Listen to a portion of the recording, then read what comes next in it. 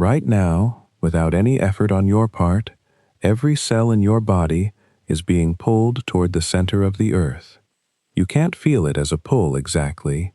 It doesn't tug like a hand on your sleeve, but it's there, patient and constant, holding you against the mattress, the way it has held you against some surface or another for every second of your life. Your blood settles slightly lower in your legs than in your head when you stand, though right now, lying down, it's spreading out more evenly, and that small shift is happening because of the same quiet force that keeps the blanket resting on top of you instead of drifting up toward the ceiling.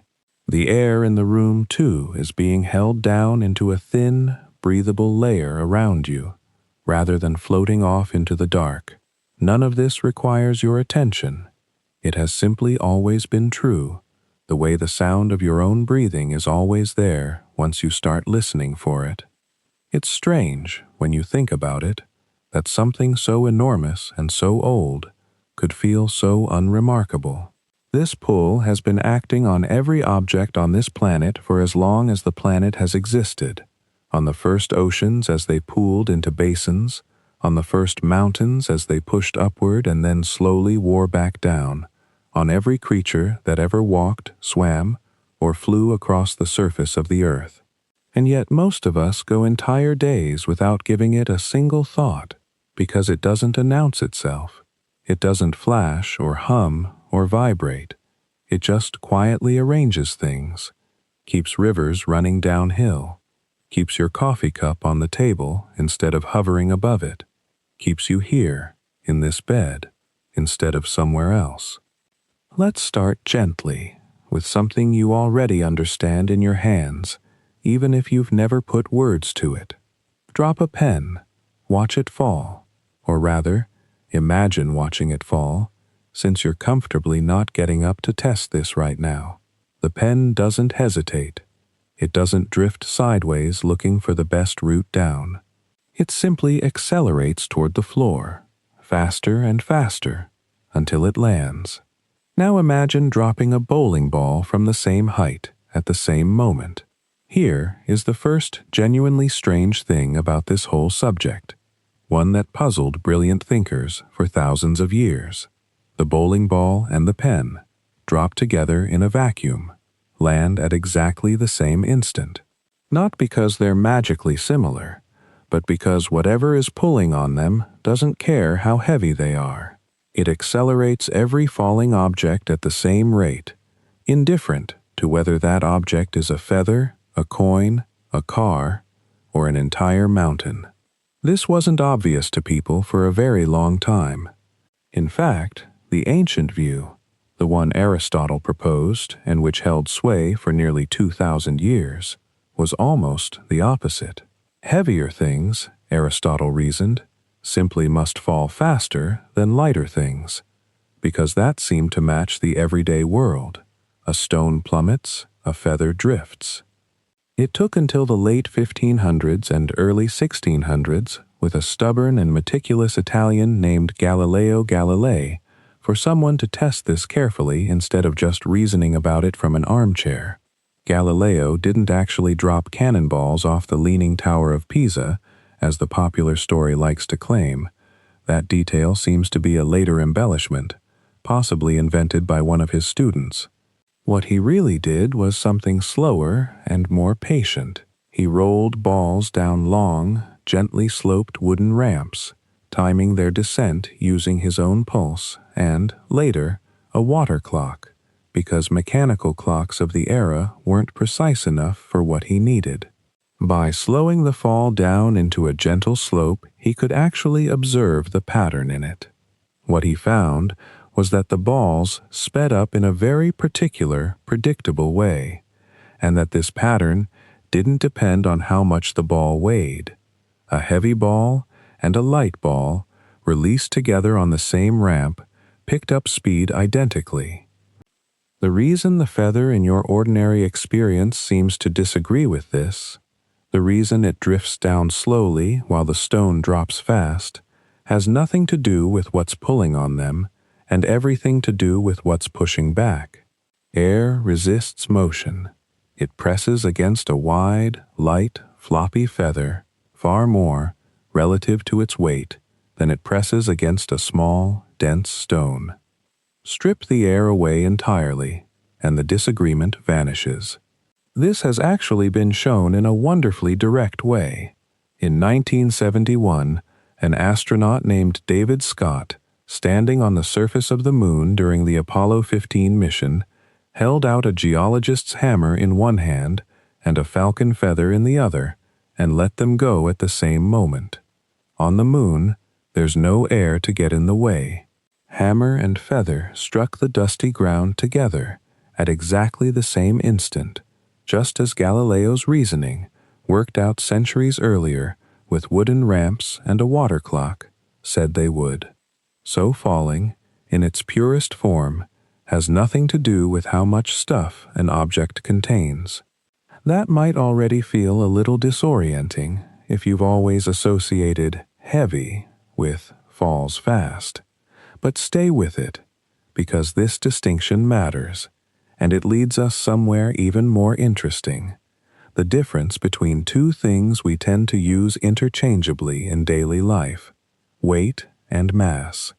Mass is, in a sense, simply how much matter something is made of, how many atoms, how densely packed, how much material there is to move around. A bowling ball has more mass than a tennis ball because it's built from more stuff, packed more tightly. This quantity doesn't change no matter where you take the object.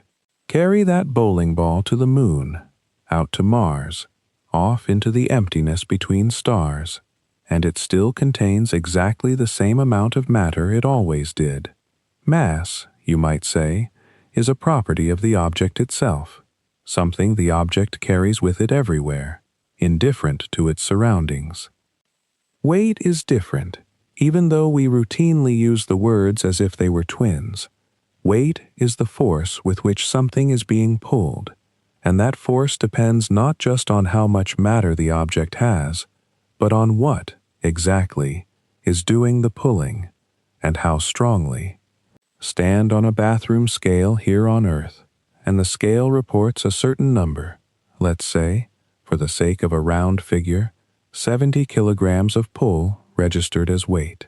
Take that same body, with the exact same mass, made of exactly the same atoms, and stand it on a scale on the moon, and the reading drops to something like a sixth of what it was here. You haven't lost any matter. Not a single atom left your body on the trip, but the moon, being much smaller than the Earth and containing far less mass itself, pulls on you far more weakly. Your mass stayed constant. Your weight changed enormously, simply because the thing doing the pulling changed. This is part of why the phrase losing weight is, in the strictest scientific sense, a little bit of a misnomer for what people usually mean by it. What most people actually want to change is mass. Less fat, less tissue, a body built from less material. Weight, technically, could be changed instantly and completely, without altering a single cell, just by relocating. A person standing on Jupiter, if such a landing were even possible on a planet with no solid surface to stand on, would weigh roughly 2.5 times what they weigh here, not because their body had grown or thickened, but because Jupiter's enormous mass pulls far more insistently than Earth's does. That same person, standing on the surface of an asteroid so small that its own gravity barely holds together its loose gravel, might weigh almost nothing at all, light enough to leap clear off the surface with an ordinary jump, and drift, slowly, back down again minutes later. So here we have three ideas quietly separating themselves out from what felt, at first glance, like one simple, obvious thing. Falling, the way an object accelerates when nothing holds it up, depends only on what's doing the pulling, not on the object being pulled. Mass is the object's own quiet property, a tally of matter that travels with it no matter where it goes, and weight is what happens when that mass meets a particular pull in a particular place at a particular moment. Lying here now, what you're feeling pressed into the mattress beneath you is your weight, specifically the Earth's pull on your particular mass, and nothing about that pull has anything to do with which planet you happen to be sleeping on, except, of course, that you're sleeping on this one, the one whose gravity has always felt, quite simply, like normal. Let's drift back now, gently, through time, to a question that people have been turning over for more than 2,000 years, long before anyone had a word like mass to work with, or any tidy way to separate it from weight at all. The question was simple enough to ask, even if the answer took centuries to settle. Why do things fall? In ancient Greece, a philosopher named Aristotle offered an answer that felt, to nearly everyone who heard it, deeply intuitive. He proposed that objects fall because they are seeking their natural place. Heavy things, made mostly of the elements earth and water, wanted to be down, close to the center of the world, and so they moved downward when nothing stopped them. Light things, made more of air and fire, wanted to be up, and so smoke rose and flames reached toward the sky. And crucially, Aristotle believed that heavier objects fell faster than lighter ones, in direct proportion to their weight. A stone twice as heavy as another stone would fall, he reasoned, twice as fast. It matched what people seemed to observe. Drop a feather and a rock together, and the rock hits the ground first, every time. Why wouldn't you trust your own eyes? This idea sat comfortably for nearly 2,000 years. Not because nobody questioned it. A few thinkers here and there quietly wondered whether the story was really so simple, but because it fit well enough with everyday experience, and because testing it properly would have required a kind of careful, repeated, controlled observation that mostly hadn't occurred to people yet as the way to settle a question about the natural world. Aristotle's physics wasn't reasoned as an experiment. It was reasoned as philosophy, built from logic and from the kind of common sense that feels self-evident until someone finally checks it. The checking, when it came, arrived gradually, and one of the central figures in that slow unraveling was an Italian mathematician and astronomer named Galileo Galilei, working in the late 1500s and early 1600s. There is a popular story, repeated in countless textbooks and told to children for generations, that Galileo climbed to the top of the Leaning Tower of Pisa, dropped 2 balls of different weights over the edge, and watched them strike the ground at exactly the same moment, disproving Aristotle in one dramatic public gesture. It's a wonderful story. It is also, almost certainly, not something that actually happened, or at least not in any form historians have been able to confirm. The tale seems to have originated with one of Galileo's own students, written down after Galileo's death, and no mention of any tower demonstration appears in Galileo's own writings. It's worth pausing on that distinction, gently, because it says something about how legend and evidence can drift apart over time, each retelling smoothing the story into something tidier and more cinematic than what the historical record actually supports. What Galileo did do, and what we have much better documentation for, was arguably more clever than dropping balls off a tower, even if it makes for a quieter story. Dropping something from a height and timing its fall was, in Galileo's era, nearly impossible to do with any precision. There were no stopwatches. The best clocks of the time were unreliable for measuring anything as brief as a few seconds, and a falling object reaches the ground so quickly that the human eye and hand can barely register the difference between events happening 1/10 of a second apart. So instead, Galileo slowed gravity down, in a sense, by rolling balls down a gently sloped, smooth wooden ramp, carved with a groove, and lined with parchment to reduce friction. A ball rolling down a shallow incline still falls under gravity's influence, but it falls slowly enough, spread out over the length of the ramp, that its progress becomes something a careful observer actually can measure and compare. For a clock, Galileo used something almost startlingly simple: a large vessel of water with a small hole in the bottom, letting the water drain into a container as the ball rolled, then weighing the collected water afterward to compare elapsed times between trials with remarkable consistency. He varied the steepness of the ramp. He varied how far the ball traveled before he measured its position, and across many repeated trials, a pattern emerged that had nothing to do with how heavy the ball was. Two balls of noticeably different weight, released together on the same ramp, picked up speed at the same rate, and covered the same distances in the same times. Weight, it turned out, had nothing to do with how quickly something fell, at least not once you accounted for one confounding factor that had quietly misled observers for centuries: air resistance. That's the piece Aristotle's reasoning had never separated out. A feather does fall more slowly than a stone, but not because it is lighter in any sense that governs gravity's pull. It falls more slowly because its broad, light shape catches far more air resistance relative to its weight. The same reason a sheet of paper flutters down lazily, while that same paper, crumpled into a tight ball, drops noticeably faster. Take the air away entirely, and the difference vanishes. Centuries later, astronauts standing on the airless surface of the moon would demonstrate this directly, dropping a hammer and a feather side by side and watching them strike the dusty ground at precisely the same instant, a demonstration that would have delighted Galileo, who never had the chance to see it, having reasoned his way to the same conclusion from ramps and water clocks alone.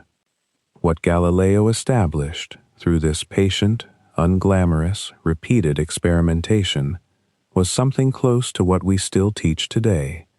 In the absence of air resistance, all objects near Earth's surface fall at the same rate, speeding up steadily as they fall, gaining the same increment of speed for each equal slice of time, regardless of what they're made of or how much they weigh. It was a genuinely new way of doing physics, less concerned with what seemed reasonable and more concerned with what could be measured, checked, and measured again. Still, Galileo's work described how things fell far more thoroughly than it explained why. He could tell you the pattern with remarkable precision. He could not tell you what invisible influence was actually doing the pulling, or why that influence behaved the way it did. That deeper question would wait for another mind entirely, an English mathematician and physicist born the same year Galileo died, in 1642, named Isaac Newton. Newton's own account, written down late in his life, describes the idea arriving to him while sitting in contemplative mood in his mother's garden in the countryside, watching an apple fall from a tree. Whether that particular apple ever existed in the tidy, single-moment way the story implies is, again, something historians treat with a healthy dose of caution. Newton told the story decades after the fact to a few different visitors, with details that shifted slightly each time, the way memories tend to soften and reshape themselves over 50 years of retelling. But the underlying insight Newton described was genuinely his, and genuinely extraordinary, whatever the precise circumstances of its arrival. He wondered, watching that falling apple, or perhaps only remembering having watched one, whether the very same force pulling the apple down toward the earth might also be the force holding the moon in its orbit, keeping it from drifting away into the darkness of space, or from falling straight down onto us, the way the apple fell onto the grass. That thought turned out to be the hinge on which the entire modern understanding of gravity swings. The moon, Newton realized, is falling. It is falling constantly, in exactly the same sense that the apple falls, pulled toward the earth by the same tug. What keeps the moon from crashing into us is not the absence of that pull, but the fact that the moon is also moving sideways, fast enough that as it falls, the curved surface of the earth keeps dropping away beneath it.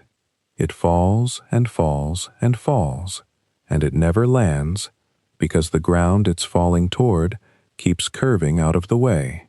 Newton illustrated this with a thought experiment involving a cannon on top of an impossibly tall mountain. Fire the cannonball gently, and it arcs downward and lands close by, just as you'd expect. Fire it harder, and it travels farther before it hits the ground. Fire it harder still, and at some particular speed, something strange happens. The ball falls toward the earth at exactly the rate the earth's surface curves away beneath it, and it never comes down at all. It simply keeps circling, forever falling, forever missing. That, Newton understood, is what an orbit actually is. Not an absence of gravity, not some delicate balance where gravity is fighting some other outward force to a draw, but a continuous, unbroken fall that happens to go all the way around. This was already a startling enough idea, that the same invisible hand reaches from the earth to the moon, 250,000 miles away, with no rope, no rod, no visible connection of any kind. But Newton pushed the idea further, and this is where the mathematics starts to matter, even if you let the numbers themselves drift past you and simply follow the shape of the reasoning. Newton proposed that this pulling force exists between any two objects that have mass, any two objects at all, a rock and a person, a planet and a moon, two apples sitting side by side on a table.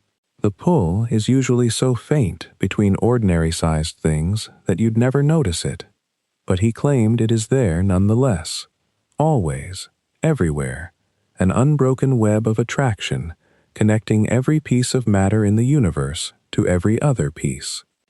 And he found that this force follows a very particular pattern as distance changes, a pattern now called the inverse square law.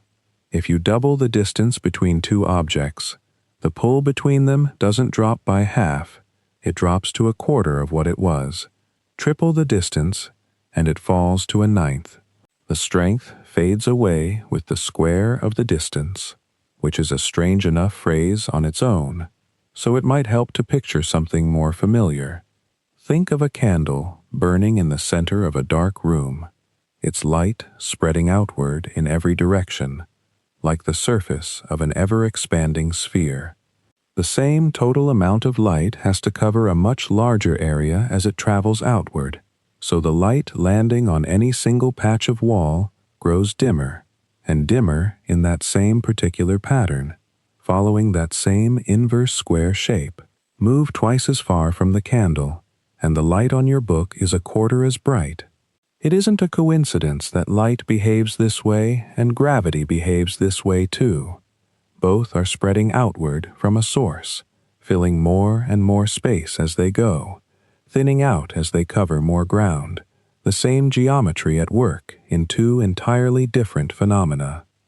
This brings us to a useful way of picturing gravity that Newton himself didn't quite have language for, but that later physicists found enormously helpful: the idea of a field. Instead of imagining the Earth reaching out and grabbing the moon with some kind of invisible arm, you can imagine instead that the Earth simply changes the space around it. It creates, in every direction, a kind of influence that fills the surrounding region, growing weaker the farther out you go, in that same inverse square pattern. Any object that wanders into that region feels a pull, not because the Earth is doing anything to it directly in that moment, but because the object has entered a stretch of space that has already been altered by the Earth's presence. You can picture it a little like a mattress, with a bowling ball resting in the middle. The mattress dips downward around the ball, and if you roll a marble anywhere near it, the marble will curve toward the dip, not because the bowling ball reached out and touched it, but because the shape of the surface itself has changed. It's an imperfect picture in some ways, a two-dimensional stand-in for something that happens in three dimensions and involves time as well as space, but it captures something true about how a field works, this notion of an object shaping the space around it, so that other objects respond to the shape rather than to some direct immediate contact. This idea of a field connects naturally to another concept worth sitting with quietly for a moment: gravitational potential energy. When you lift a book up off a table, you are doing work against gravity, and that work doesn't simply vanish. It gets stored, in a sense, in the book's position, in how high it now sits within the Earth's gravitational field. Let the book go, and that stored energy converts into motion, into speed, as the book falls back down, gaining exactly as much energy of movement as it had stored up in height. A boulder, perched at the top of a cliff, holds a great deal of this stored potential, precariously, and a pebble resting at the bottom of a valley holds very little. It's a way of thinking about position itself as a kind of reservoir, height as a form of energy, waiting patiently to be spent. And this brings us back around to falling itself, and to a peculiar feature of free fall that puzzled thinkers for a long time after Newton, though the seeds of it go back to Galileo's original observation. When something is falling freely, with nothing holding it up, and no air resistance slowing it down, it does not feel its own weight. This sounds strange at first, because we're used to thinking of weight as something built into an object, something it simply has, the way it has a color or a shape. But weight, in the physicist's sense, is really the sensation of being pushed on, the feeling of the floor pressing up against your feet, or a chair pressing up against the backs of your legs, resisting the pull of gravity and holding you in place. Take that resistance away entirely. Let a person fall freely with nothing pushing back against them, and the sensation of weight disappears completely, even though the gravitational pull on their body hasn't weakened even slightly. This is exactly what happens to astronauts orbiting the Earth. It's a common misconception that astronauts float because they've traveled far enough to escape Earth's gravity. But at the altitude where most orbits happen, gravity is still almost as strong as it is down here on the surface, only a little weaker, nothing close to negligible.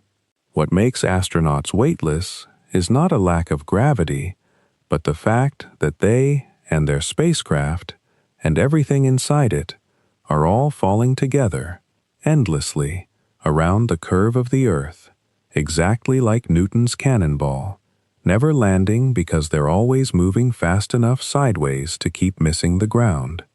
There is no floor pushing up against them because nothing needs to hold them up. They are simply falling, in perfect step with everything around them, and a person falling in perfect step with their surroundings feels no weight at all. Whether that fall lasts half a second off a diving board or continues, unbroken, for months at a time, circling the planet in the quiet dark. So let's stay with that image for a while, the astronaut falling in endless quiet circles, and ask a gentler question. What exactly is an orbit, really, when you get down to the geometry of it? Newton's cannonball gives us the intuition, but it doesn't quite give us the shape. If you fire that cannon at just the right speed, the path it traces is a circle, a perfectly round loop around the Earth, always the same distance from the center, always falling at the same rate it curves away beneath it. That's a lovely, tidy picture, but it turns out to be something of a special case, almost a lucky coincidence of speed and geometry, because most orbits in nature aren't circles at all. They're ellipses, ovals, paths that swing in closer and then drift farther out, over and over, in a slow and stately rhythm. This was one of the great discoveries of the German astronomer Johannes Kepler, working in the early 1600s with a mountain of careful observations left behind by his difficult and brilliant mentor, Tycho Brahe. Tycho had spent decades tracking the position of Mars across the night sky, night after night, with instruments built before the telescope even existed, just naked eyes and finely calibrated brass. Kepler inherited that data after Tycho's death, and he spent years, by his own account nearly going mad with frustration, trying to make Mars fit a circular path around the Sun. It wouldn't fit. The numbers were close, but not close enough. Off by just a few minutes of arc, a gap so small most astronomers of the time would have shrugged and called it observational error. Kepler didn't shrug.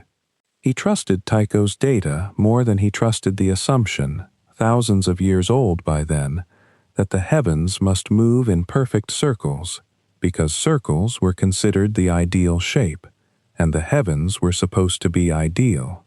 Eventually, he found that an ellipse, with the sun sitting not at the center but off to one side, at what's called a focus, fit the data perfectly.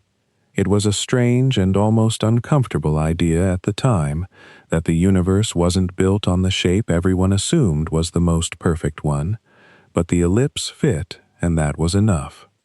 What Kepler couldn't explain, because he came before Newton, was why orbits should be elliptical at all. That answer falls right out of Newton's law of gravitation once you do the mathematics, though the mathematics is intricate enough that it took Newton himself a great deal of effort to prove it rigorously. The short version is this.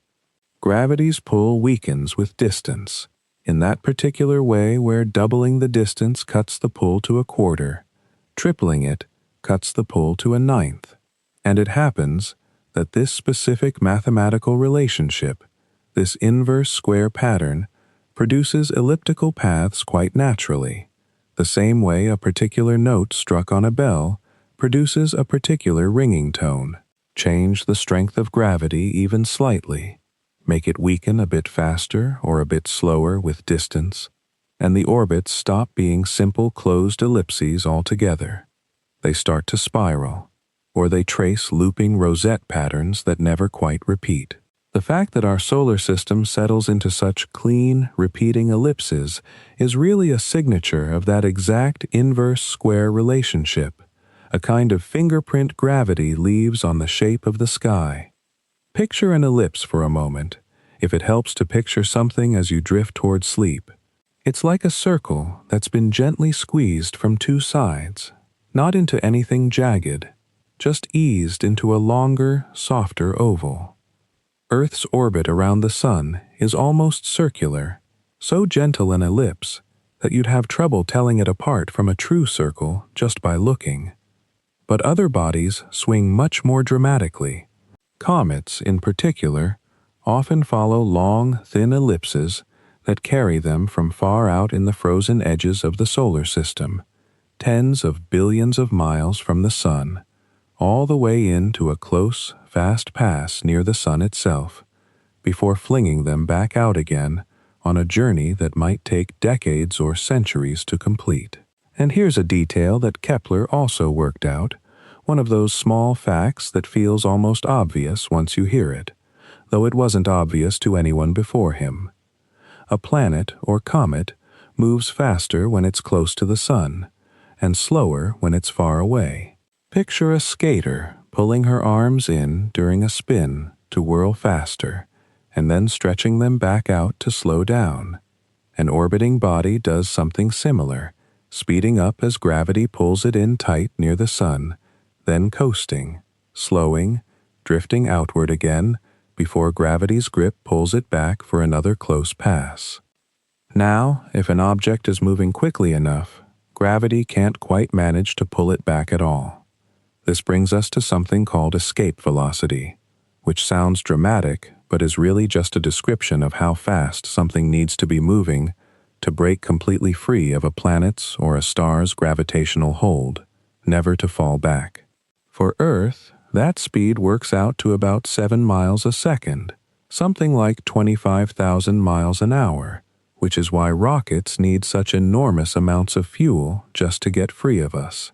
The moon, being much smaller and less massive, has a far gentler grip, so its escape velocity is only about 1.5 miles per second, which is part of why the astronauts who went there could leave its surface using a comparatively small ascent engine, nothing like the towering rocket that had carried them from Earth in the first place. Every world has its own escape velocity, its own particular threshold of speed, depending on how massive it is and how large. A tiny asteroid might have an escape velocity slower than a brisk jog. A black hole, at the other extreme, has an escape velocity that exceeds the speed of light itself, which is the very reason light cannot get out, and the reason we call it black in the first place. Zoom out even further, and you find that this whole graceful dance of falling and circling and almost escaping is what holds entire planetary systems together, and even galaxies, in something like a vast, slow orbit of orbits. The planets circle the sun, but many moons circle their planets in turn, themselves caught in a smaller gravitational embrace nested inside the larger one, like a wheel turning within a wheel. Even the sun itself is quietly orbiting, carried along in the slow gravitational current of the Milky Way, completing one full loop around the galaxy's center only once every couple of 100 million years, a journey so long that when it started, nothing resembling a human being existed anywhere on Earth to notice. Within all these overlapping pulls, there are curious calm spots too. Places where the gravitational tug of two large bodies, say the Earth and the Sun, actually balances out in just the right way to create a stable resting point for anything small caught there. These are called Lagrange points, named for the 18th century mathematician Joseph Louis Lagrange, who worked out their existence through pure calculation, long before anyone had a way to confirm they were real. There are 5 of them in any two-body system, tucked at particular locations where an object can sit, relatively undisturbed, neither pulled toward the Earth nor toward the Sun, held instead in a kind of quiet gravitational balance point, drifting along with the Earth's orbit, rather than falling into either body. Spacecraft use these points today, parking observatories in these calm eddies of gravity, the way a canoeist might find a still pocket of water behind a rock in an otherwise moving river, a place to hold steady without needing to paddle at all. But not every gravitational arrangement is so calm and so lasting. Some are delicate, teetering, prone to slow drift or sudden change, and it's worth spending some time now on just how fragile the balance of orbits can really be, even when, from where we sit, they look as fixed and eternal as anything in the sky. Consider, for a moment, something as ordinary as the tide going out on a beach. Twice a day, roughly, the ocean pulls back from the sand, leaving behind wet stones and stranded shells, and then twice a day it returns, creeping up over the same ground it abandoned hours before. Most people who watch this happen, who have built sand castles against the incoming water, or walked out at low tide to look at tide pools, know in some general way that the moon is responsible. But the actual mechanism is stranger and more interesting than simply the moon pulling the water toward itself, and it has to do with something we haven't spent much time on yet: the fact that gravity's pull is not the same everywhere at once. It is stronger the closer you are to whatever is doing the pulling, and weaker the farther away you get. This difference, this gradient in strength across a distance, turns out to matter every bit as much as gravity's overall strength, and in some situations it matters more. Here is what actually happens with the tides. The moon pulls on the Earth, yes, but it doesn't pull on all of the Earth equally. The side of the Earth facing the moon is closer to it, so it feels a slightly stronger pull. The side of the Earth facing away from the moon is farther, so it feels a slightly weaker pull, and the solid rock of the Earth, being rigid, moves as one unit under some kind of averaged pull, but the ocean water, being loose and free to shift, responds to these small differences by bulging outward in two places at once, on the side nearest the moon, where the pull is strongest and drags the water toward it, and on the side farthest from the moon, where the pull is weakest and the water is essentially left behind as the solid Earth is tugged away from it, slightly more. So you get two bulges, roughly opposite each other, and as the Earth spins underneath these bulges once a day, any given coastline passes through a bulge, then a trough, then the other bulge, then another trough, producing the familiar rhythm of 2 high tides and 2 low tides in about 24 hours. It is not the moon reaching down and lifting the ocean like a hand cupping water. It is the ocean responding to a stretching effect, a difference in pull from one side of the planet to the other, and that distinction, subtle as it sounds lying here in the dark, changes the whole picture of what's happening over our heads every single day. The sun contributes to this too, though less dramatically, since, despite being enormously more massive than the moon, it is also enormously farther away, and the tidal effect depends on that difference in distance more than it depends on raw mass.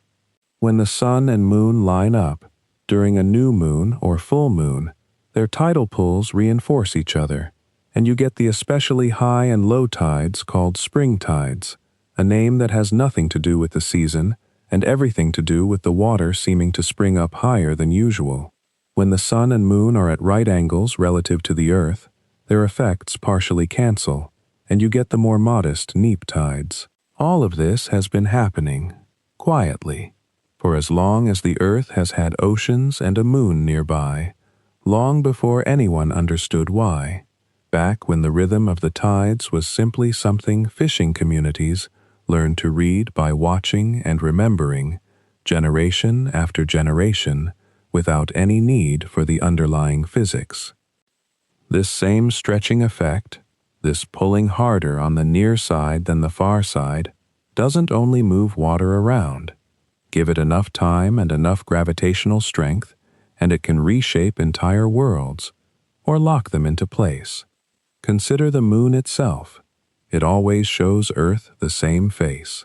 If you were to watch the moon every night for a year, tracking the pattern of gray seas and pale highlands across its surface, you would never see the far side, not even a sliver of it, not until the middle of the 20th century, when spacecraft finally photographed it and revealed craters and mountains that no human eye had ever witnessed. This isn't a coincidence, and it isn't because the moon doesn't spin.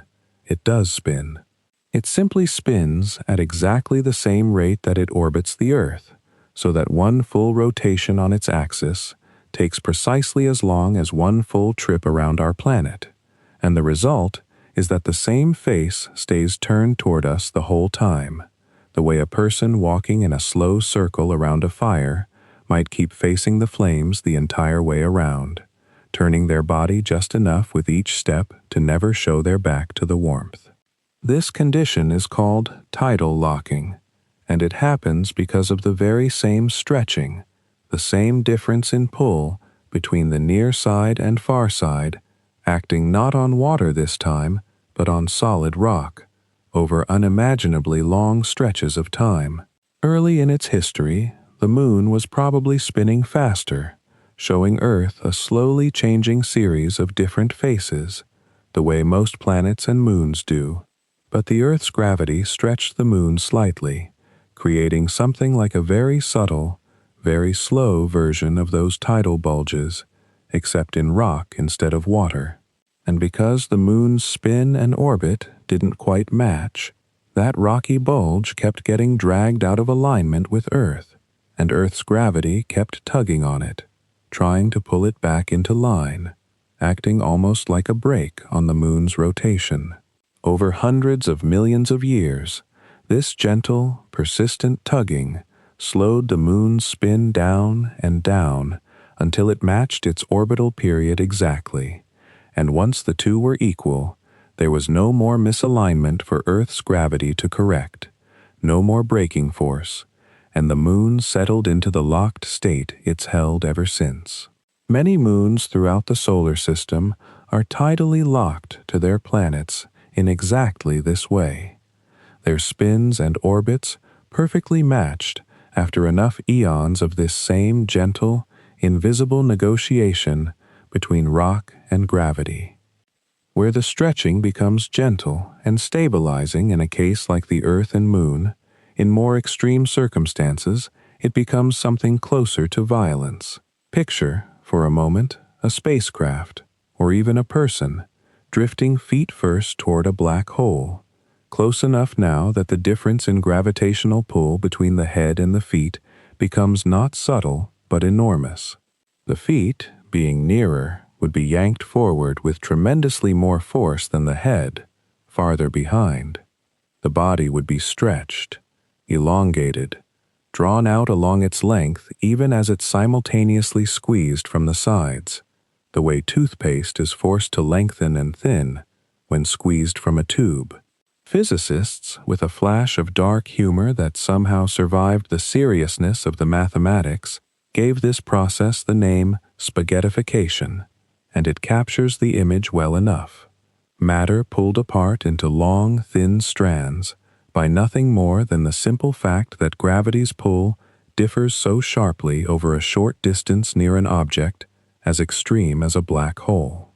It's the same principle stretching the oceans and locking the moon in place, just turned up to an intensity that no ordinary object, rock, water, or otherwise, could possibly survive intact. What all of this suggests, tides and locked moons and stretched matter alike, is that gravity is rarely just about how strongly something pulls. It's often about how unevenly it pulls, about the gradient from one point to the next, and those differences, small as they can be over ordinary distances, are what quietly shape oceans, freeze moons into their orientations, and, in the most extreme corners of the universe, tear things apart entirely. It's worth sitting with that idea for a moment, this notion that gravity's gentlest, most rhythmic expression here on Earth, the tide sliding in and out along a quiet shore, and gravity's most violent expression near a collapsed star, come from exactly the same underlying cause, just at wildly different scales. There's a particular kind of quiet you might feel if you were falling. Not the panic of it, but the strange physical calm that would settle over your body in that instant, weightless, silent, nothing pressing up against you at all. It's a feeling most of us never actually have reason to notice, protected as we are by floors and chairs and the solid ground beneath our feet. But a young patent clerk in Bern, sitting at his desk in 1907, examining other people's inventions for a living, while turning far bigger questions over in his own mind, apparently thought about exactly this. Albert Einstein later described a moment when it occurred to him that if a person were falling freely, they would not feel their own weight at all. He called it, decades afterward, the happiest thought of his life, which is a curious thing to say about falling, until you understand what that small realization eventually grew into. Here is the thought experiment, gently laid out, the way Einstein himself might have first turned it over. Imagine someone inside a closed box, no windows, no way to see outside. If that box is sitting on the surface of the earth, the person inside feels their feet pressed against the floor, feels the ordinary tug of gravity pulling them downward, the same as anyone standing in a room right now. Now imagine, instead, that the box is out in the depths of space, far from any planet or star, attached to a rocket that's firing steadily, accelerating the box forward at a constant rate. The person inside would again feel their feet pressed against the floor. They would feel weight, feel gravity, or something entirely indistinguishable from it. Sealed inside, with no window to look through, there would be no experiment they could perform, no measurement they could take that would tell them which situation they were in, standing still under gravity's pull or accelerating steadily through empty space, would feel and behave exactly the same. This is what came to be called the equivalence principle, and it's worth sitting with how strange and how simple it is at once. It says that gravity and acceleration aren't just similar or analogous, but are, in some deep physical sense, the very same phenomenon looked at from different angles. A person in a sealed elevator, cable cut, plunging downward, would float freely inside it, weightless, at least for those brief seconds before the ground made itself known. Not because gravity had switched off, but because they and the elevator were falling together at the same rate, and falling together is indistinguishable, from the inside, from floating in a place with no gravity at all. This is, in fact, precisely what astronauts experience aboard a space station. They are not, contrary to a common assumption, in some gravity-free pocket of space. Gravity at that altitude is still almost as strong as it is on the surface below them. What makes them weightless is that they, and their entire spacecraft, are continuously falling, curving around the Earth in that endless free fall we call orbit. And falling removes the sensation of weight entirely, whether you're falling for half a second off a diving board or falling for years in a stable orbit hundreds of kilometers up. It took Einstein years to build this small, quiet observation into a complete theory, and he didn't do it alone. He needed mathematics that didn't yet feel natural to him, geometries describing curved, warped, higher-dimensional spaces developed decades earlier by mathematicians for reasons that had nothing to do with gravity at all. A friend and former classmate, a mathematician named Marcel Grossmann, helped guide him through this unfamiliar terrain, and slowly, through years of long calculations, false starts, and quiet frustration, the pieces came together. By 1915, Einstein arrived at general relativity, and the picture it painted was strange enough that it's still worth approaching carefully, slowly, the way you might approach something you don't want to startle. The picture is this. Gravity, in Einstein's telling, isn't a force reaching out across empty space to grab hold of distant objects, the way Newton had imagined it, and the way most of us still picture it without quite realizing we're picturing anything. Instead, mass and energy gently reshape the space and time around them, curve it, the way a heavy object resting on a soft surface presses a dent into that surface. And once that space is curved, once that shape has changed, anything moving through it, a planet, a moon, a beam of light, a falling apple, simply follows the most natural path available within that curved geometry. It isn't being pulled. It's traveling in as straight a line as it possibly can, through a space that is no longer flat. You've likely encountered the classic image for this, a heavy ball resting on a stretched rubber sheet, smaller marbles rolling around it in curved paths, drawn inward not by any force reaching out from the ball, but simply because the sheet beneath them slopes toward it.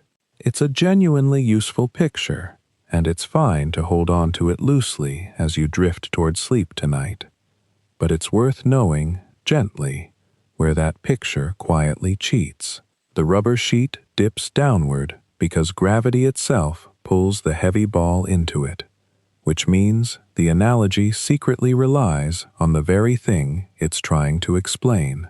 Real space-time doesn't sag downward into some other direction the way a rubber sheet does. Its curvature isn't a dent in a surface you could look at from outside. It's something subtler, a change in the geometry of space and time themselves, felt only from within, never viewed from some higher vantage point, the way you'd view a sheet from above a table.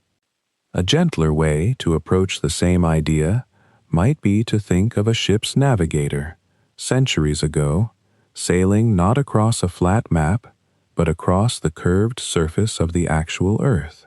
Two ships leaving the equator at different points, both sailing due north, will find themselves drawing closer and closer together as they approach the pole, not because anything is pulling them sideways toward each other, not because of any force acting between them, but simply because the surface they're traveling across is curved, and a straight path on a curved surface behaves differently than a straight path on a flat one. The navigators feel nothing pulling them off course. They're doing exactly what they intended, sailing the straightest line available to them. It's the shape of the world beneath them that bends their paths together. Something like that, stretched into 4 dimensions instead of 2, into space and time interwoven, rather than a globe's curved surface, is closer to what Einstein was describing.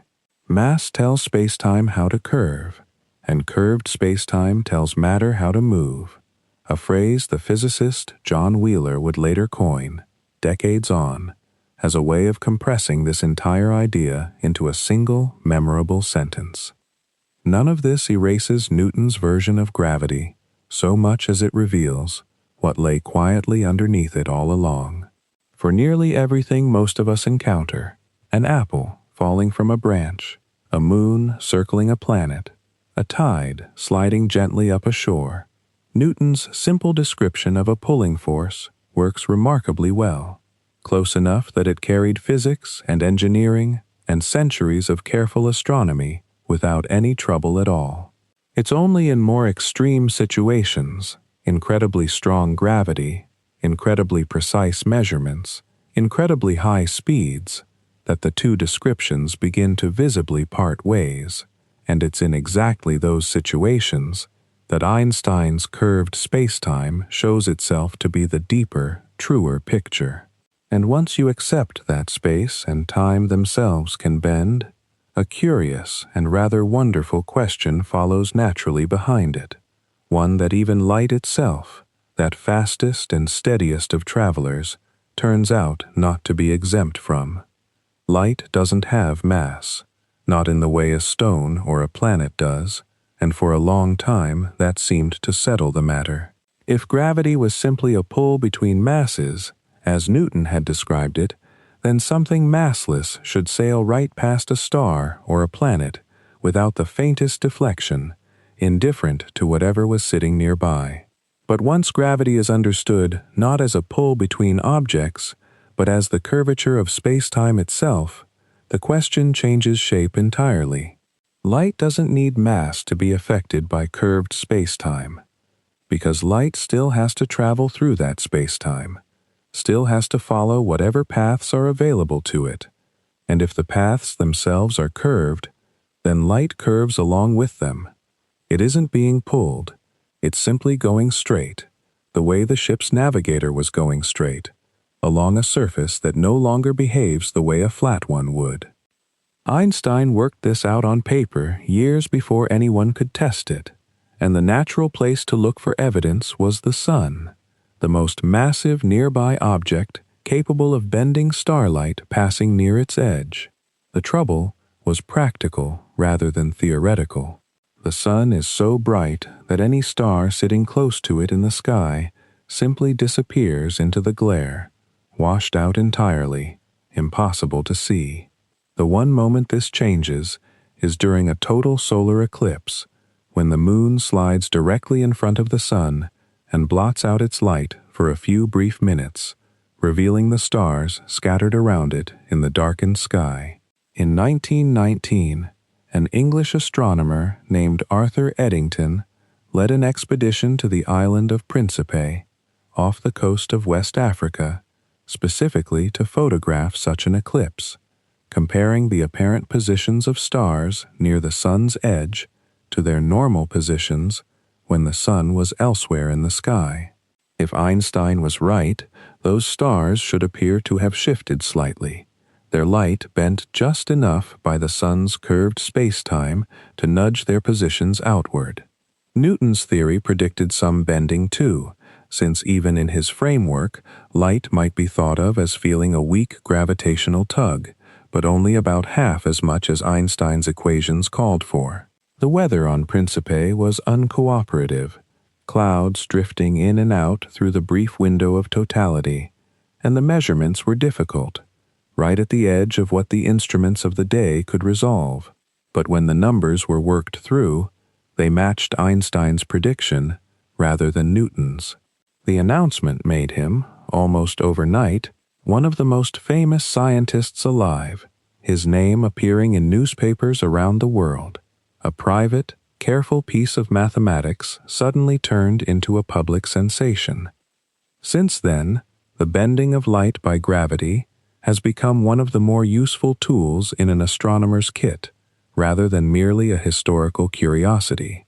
A massive galaxy or cluster of galaxies sitting between us and some far more distant object can bend the light from that distant object enough to act almost like a lens, in the everyday sense of a piece of curved glass, gathering and redirecting light that would otherwise never reach us. Sometimes, this produces multiple images of the same distant galaxy, scattered around the foreground mass like reflections in a shattered window. Sometimes it stretches a background galaxy into a thin, luminous arc, curved gently around the object doing the bending.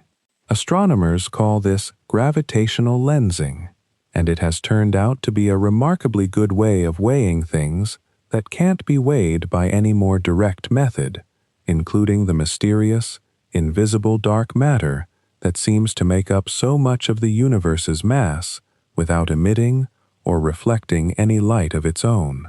You can't see it, but you can see how it bends the light passing near it, the way you might infer the shape of an object sitting behind a curtain by watching how the fabric drapes around it. But bending is only one of the strange things gravity does to light, and perhaps not even the strangest. There's also the matter of light's color, or more precisely, its wavelength, and how that wavelength shifts depending on the strength of the gravity it's climbing out of.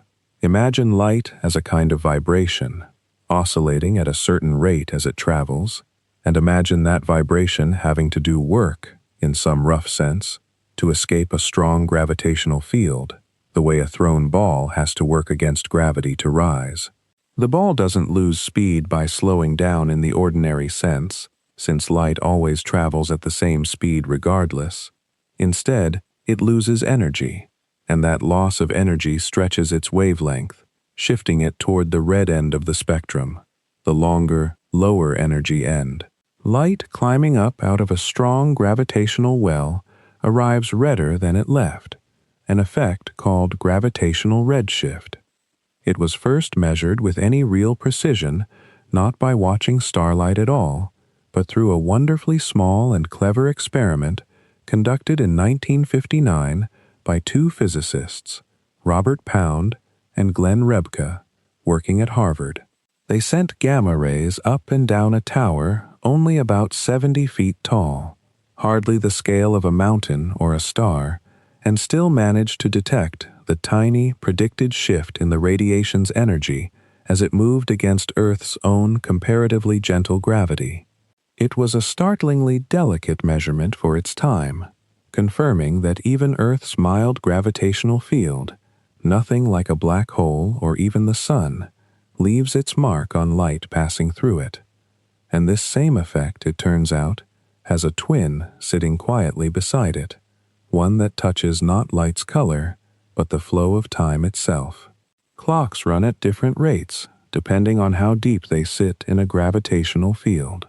A clock closer to a massive object, down in a stronger part of its gravitational well, ticks more slowly than a clock farther away, up where the field is weaker. This isn't a matter of the clock malfunctioning or being disturbed by local conditions. It's time itself, according to general relativity, flowing at a different rate depending on the surrounding curvature of space-time. The effect is minuscule under ordinary circumstances, far too small to notice in daily life, but it isn't merely theoretical. and it isn't hidden away in some laboratory far removed from everyday concerns. It sits, quite literally, in your pocket, or your car, or wherever your phone happens to be when it tells you which street to turn down. The satellites that make GPS navigation possible orbit roughly 12,000 miles above the Earth, high enough that Earth's gravity there is noticeably weaker than it is down on the surface where you and your phone happen to be standing. Because of that weaker gravity, the atomic clocks aboard those satellites tick very slightly faster than identical clocks on the ground, gaining something like 45 microseconds each day purely from this gravitational effect. At the same time, those satellites are moving quickly through their orbits, and the theory of special relativity, the earlier, simpler cousin of general relativity, tells us that fast-moving clocks run slightly slow relative to stationary ones, an effect that costs the satellite clocks about 7 microseconds a day, working in the opposite direction. Add the two effects together, and the satellite clocks end up running fast, overall, by about 38 microseconds daily, a number that sounds impossibly tiny until you remember that GPS calculates your location by timing radio signals traveling at the speed of light. A timing error of just a few microseconds, left uncorrected, would translate into a position error of several miles within a single day, compounding further with each day that passed, quickly rendering the whole system useless for anything requiring real precision. So the engineers who built the system had to bake these relativistic corrections directly into the satellites themselves, adjusting their clock rates before launch to account for effects that most passengers checking directions on a phone will never think about and never need to. Let your mind settle for a moment on something quieter than a satellite, quieter than almost anything we've talked about so far. If gravity really does bend space-time the way Einstein described, and if massive objects really do sit in that fabric like weights on a stretched sheet, then it follows that when those objects move, especially when they move quickly and violently, they ought to send ripples through the fabric itself. Not light, not radio waves, not anything traveling through space-time, but something stranger, a disturbance in space-time, spreading outward the way ripples spread across a pond after a stone breaks the surface. Einstein predicted these ripples in 1916, calling them gravitational waves, and then, in something that has become almost a running theme in this story, he doubted his own prediction more than once over the following decades, unsure whether the waves were a real physical phenomenon or merely an artifact of the mathematics, a kind of illusion produced by choosing an unfortunate way of describing the equations. It would take almost exactly a century and an extraordinary feat of engineering before anyone could settle the question by simply listening for them. The kind of event that produces gravitational waves strong enough to detect is almost impossible to picture calmly, so let's take it slowly. Imagine two black holes, each one dozens of times heavier than our sun, caught in a slow gravitational dance around each other, the way two dancers might circle a shared center. Over millions of years, that dance tightens. The black holes drift closer, orbit faster, and as they do, they radiate away energy in the form of gravitational waves, the same way a spinning skater pulls in her arms and spins faster as she does. Except here, the loss of energy is what causes the tightening, not the other way around. As the two black holes spiral inward, their orbits speed up further, which sheds more energy, which tightens the orbit still more, a feedback loop that accelerates toward its own dramatic conclusion. In the final fraction of a second before they collide, the two black holes might be orbiting each other hundreds of times per second, two objects each many times the mass of our sun, moving at a meaningful fraction of the speed of light, whipping around a shared point in space that's only a few hundred miles across. And then they merge, in an instant so violent that it converts several times the mass of our Sun directly into pure energy, radiated away as gravitational waves, more power released in that single moment than the combined light output of every star in the observable universe, all at once, just for a fraction of a second. That's an almost unbearable amount of energy leaving the scene of the collision, and yet by the time the ripples cross the vast emptiness of space and arrive at Earth, they have been stretched so thin, spread across a space-time so vast, that their effect on anything here becomes almost unimaginably faint. Space-time is, in a very real sense, an extraordinarily stiff material, far stiffer than steel, far stiffer than anything we could build in a lab. And that stiffness is exactly why it takes an event as violent as two black holes merging to wrinkle it at all, and exactly why, by the time that wrinkle reaches us, it has faded down to something almost too small to speak about honestly. The gravitational waves from that black hole merger, traveling for over 1 billion years across intergalactic space, arrived at Earth and stretched and squeezed the fabric of space-time here by an amount roughly 1 part in 1 billion trillion.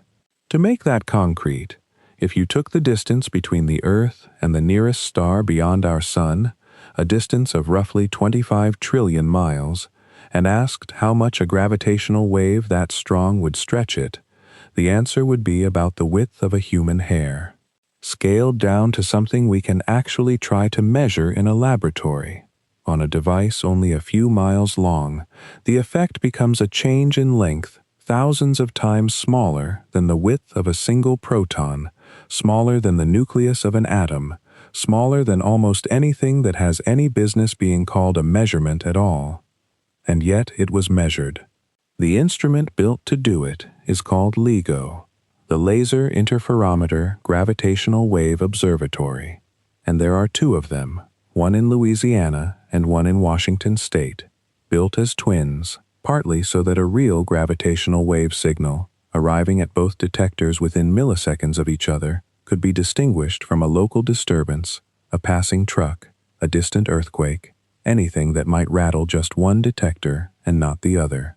Each LIGO facility is built in the shape of an L, with 2 arms, each one 2.5 miles long, stretching out at a right angle from a central building. Down each arm travels a laser beam, split from a single source, sent down both arms simultaneously, bounced off mirrors hanging at the far ends, and brought back together at the point where they started. Under ordinary, undisturbed conditions, the 2 beams are tuned so that when they recombine, they cancel each other out almost perfectly, leaving no light at the detector, like 2 waves in a bathtub meeting crest to trough and momentarily flattening the water between them. But if a gravitational wave passes through, it stretches one arm by an infinitesimal amount while squeezing the other, changing the distance each beam of light travels by a sliver smaller than a proton's width, and that tiny mismatch is enough to disturb the cancellation, letting a whisper of light leak through to the detector, a whisper that carries, encoded in its flickering, the entire signature of the collision that produced it, the masses of the 2 black holes, the speed of their final spiral, the moment of merger itself. Building an instrument sensitive enough to notice a proton width change over a 2.5-mile arm meant confronting nearly every source of vibration and noise imaginable, and then eliminating it, one layer at a time. The mirrors hang from elaborate suspension systems, isolated by multiple stages of pendulums, to filter out seismic tremors, ordinary shaking of the ground, from traffic, wind, or footsteps far away. The laser beams travel through some of the largest vacuum chambers ever built, kept emptier than most of outer space, because even air molecules bumping against the beam path would introduce noise louder than the signal being hunted. Researchers had to account for the gravitational pull of passing weather systems, cars driving past the facility miles away, and the faint hum of distant ocean waves crashing against coastlines, translating through the earth as vibration. It took decades of incremental improvement, false starts, and patient refinement of technology that barely existed when the project began, before the detectors reached a sensitivity fine enough to catch anything at all. And then, on the 14th of September, 2015, during a test run before the instruments had even officially begun their formal observing campaign, both detectors registered, within 7 milliseconds of each other, a brief chirp, a signal rising in frequency and amplitude over a fraction of a second before cutting off abruptly. It matched, with remarkable precision, the predicted signature of two black holes spiraling together and merging more than 1 billion light-years away, sending out a message that crossed most of the observable universe before arriving, for one fleeting instant, at two buildings on the surface of a small planet built specifically to listen for it. That chirp, so brief and so faint, came from an object that general relativity had predicted decades before anyone believed it could be real. Einstein himself doubted black holes would ever actually form in nature, even though his own equations, worked through by other hands, kept insisting they must. The mathematics was almost too obliging. Solve the field equations for a spherical mass, as the German physicist Karl Schwarzschild did within weeks of Einstein publishing his theory in 1915, and a strange boundary appears in the solution, a radius at which the equations seem to break down entirely, where terms flip sign and time and space seem to trade places. Schwarzschild found this while serving on the Russian front during the First World War, calculating in his spare time between bouts of illness that would kill him the following year. He sent his result to Einstein by mail, and Einstein, though impressed, assumed the strange boundary was a mathematical curiosity, an artifact of the coordinates being used rather than a feature of physical reality. It took decades for physicists to understand that this boundary, now called the event horizon, was not a flaw in the mathematics, but a genuine property of space-time itself, a place where the geometry becomes so sharply curved that nothing, not light, not information, not even a whispered signal of any kind, can find its way back out. Picture the event horizon not as a wall or a surface you could touch, but as a point of no return, drawn purely by geometry, the way a waterfall has a lip beyond which the current becomes too strong for any swimmer to paddle back upstream, no matter how powerful the strokes. Inside that boundary, space-time is curved so steeply that every possible path forward, in time, leads only inward, toward the center. There is no direction you could travel, no acceleration you could apply that would let you escape once you crossed the line, because escaping would require moving faster than light, and nothing does that. This is worth sitting with for a moment, because it explains why black holes are called black in the first place. It has nothing to do with color or darkness in any ordinary sense. It means that light itself, the fastest messenger in the universe, cannot climb back out once it falls in deep enough. The region is not absent of light. It simply cannot let any light leave. What happens at the very center, the singularity, is where general relativity, for all its triumphs, seems to reach the edge of its own competence.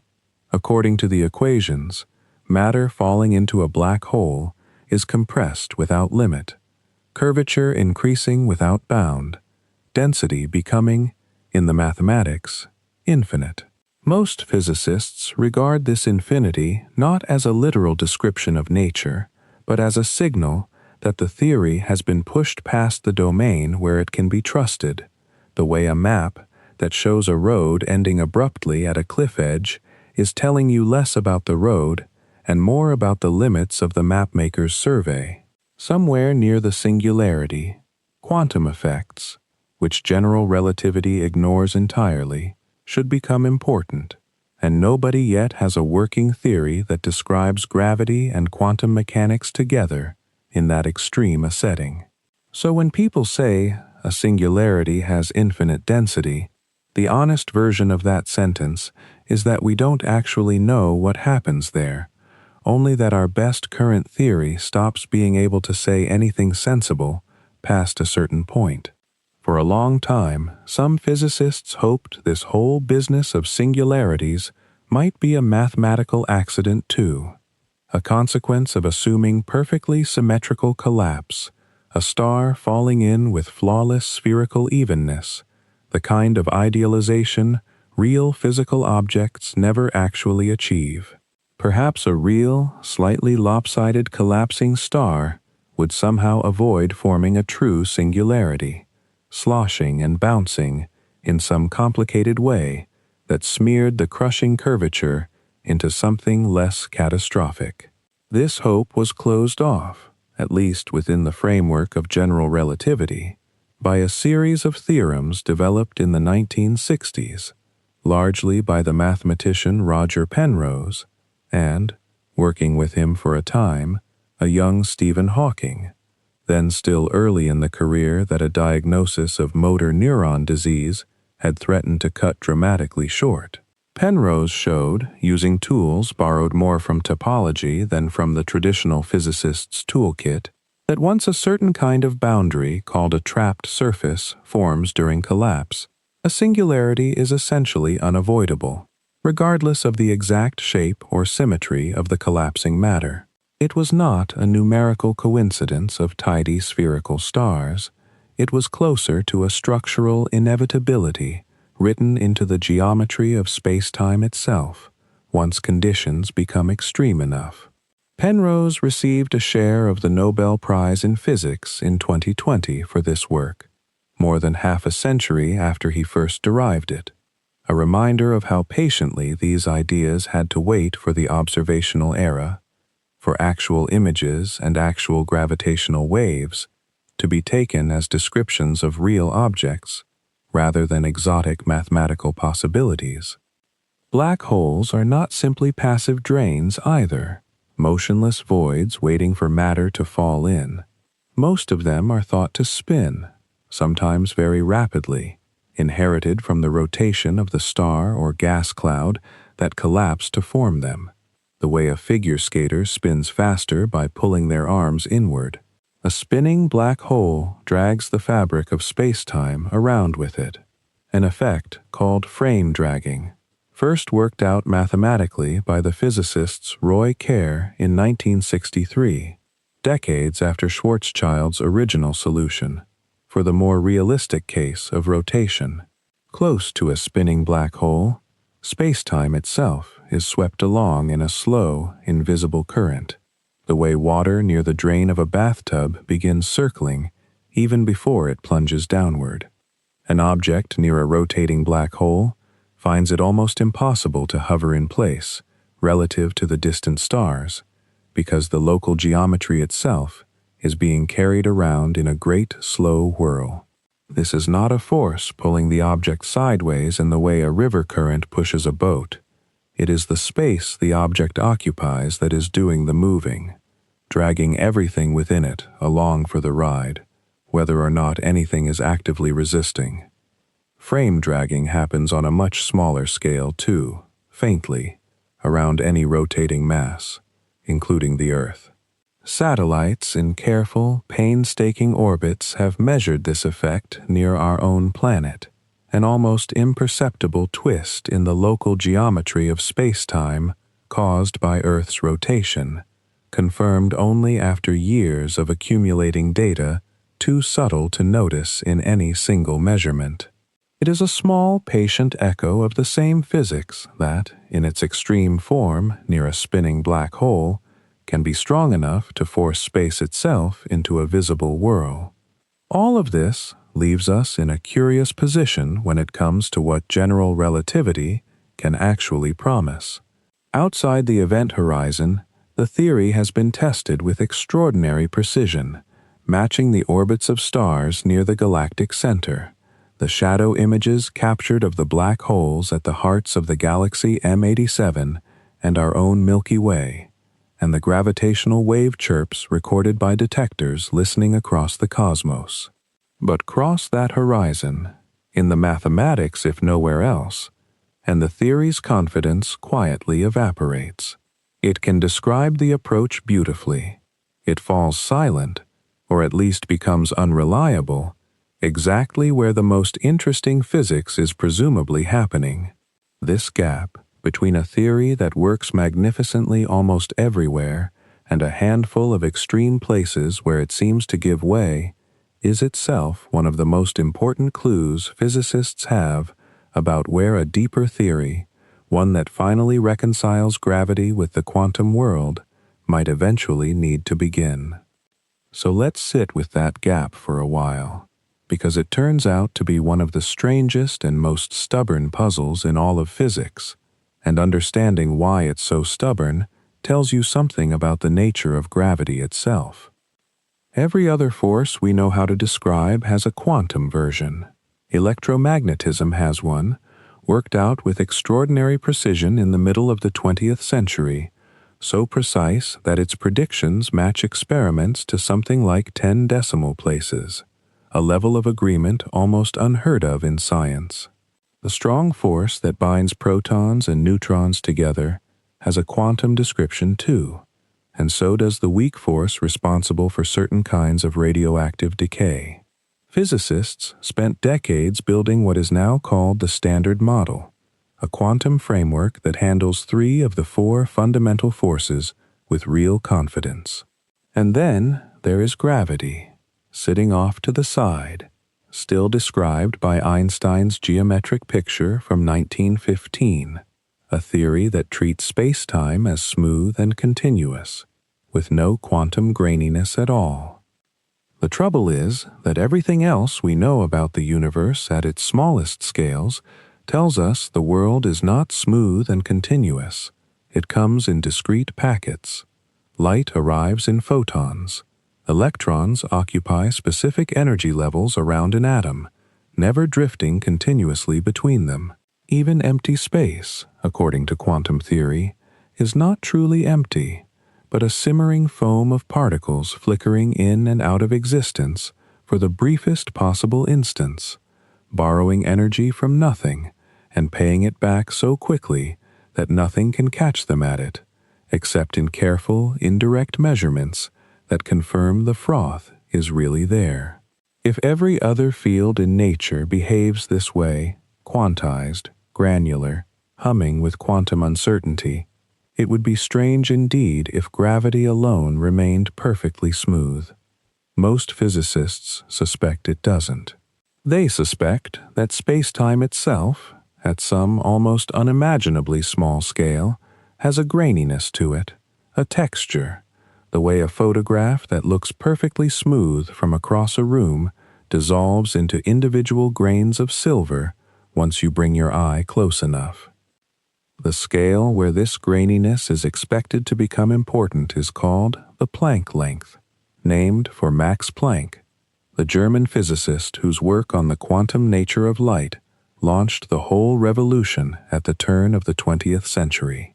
The Planck length is almost impossible to picture. It is smaller than an atom by a margin so vast that the comparison of an atom to the solar system barely does it justice. If you shrank the observable universe down until it was the size of a single atom, you still would not have reached anything close to the Planck length in relative terms. It's just far outside the reach of any experiment we know how to build, now or perhaps ever. And that, more than any grand philosophical difficulty, is the practical reason quantum gravity has remained unsolved for so long. The place where the theory's predictions would diverge and become testable is a place no instrument on Earth, and probably none we could construct anywhere in the solar system, has any hope of reaching directly. So physicists have had to feel their way forward using mathematics and consistency arguments rather than data, which is a much slower and more treacherous way to do science.